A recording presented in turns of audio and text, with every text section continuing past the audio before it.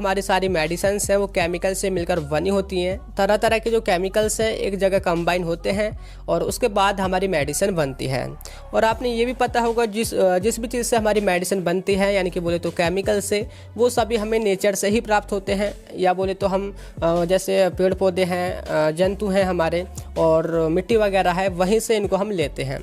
और देखिए अगर हम देखें तो इनका जो ज़्यादातर जो टेस्ट होता है वो कड़वा ही होता है, यानी कि जो नेचुरली ही कड़वे होते हैं पहले से ही। अगर उनसे हम मेडिसिन बनाते हैं तो जो मेडिसिन में जो टेस्ट आएगा वो भी कड़वा ही होगा। मतलब ये कि जो मेडिसिन हमारी बन के आ रही है उसका जो मेन सोर्स है अगर वो ही कड़वा है तो उससे हमारी मेडिसिन भी कड़वी ही होगी। आप ऐसे समझें जैसे कि एक नीम का पेड़ है, ठीक है, नीम से बहुत सारी मेडिसिन बनती हैं और साबुन वगैरह भी बनती हैं। अगर आप इससे कोई भी मेडिसिन बनाओगे तो उसका टेस्ट क्या होगा? मीठा हो सकता है क्या? हम कभी भी एक्सपेक्ट नहीं कर सकते कि नीम से बनी जो भी दवाई होगी उसका टेस्ट मीठा होगा। उसका टेस्ट हमेशा कड़वा ही होगा। यानी कि इसका जो मेन सोर्स है ना वो पहले से ही जो नेचर में हमें मिल रहा है वो कड़वा ही मिल रहा है। तो ये एक रीज़न है जिससे हमारे जो ज़्यादातर जो मेडिसिन है वो नेचुरल से ही प्राप्त होती हैं, या फिर हम बोले तो उनके जो केमिकल्स हैं नेचर से ही मिलते हैं और इसी वजह से उनका टेस्ट भी कड़वा ही होता है। और देखिए सेकंड पॉइंट ये है कि अगर उनका टेस्ट कड़वा होता है तो हम उन्हें कड़वा ही क्यों ले लेते हैं? यानी कि हमारे पास तो बहुत सारे स्वीटनिंग एजेंट हैं, शुगर वगैरह है, तो हम उनको मीठा क्यों नहीं कर लेते?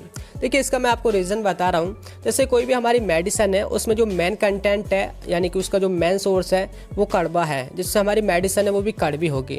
देखिए ऐसा नहीं है कि हम अपनी मेडिसिन में स्वीटनिंग एजेंट या शुगर वगैरह ऐड नहीं करते हैं, लेकिन देखिए अगर हम उसको ज़्यादा अमाउंट में ऐड करेंगे तो जो मेन इंग्रेडिएंट है ना हमारी मेडिसिन के अंदर उसका जो असर है वो कम हो जाएगा।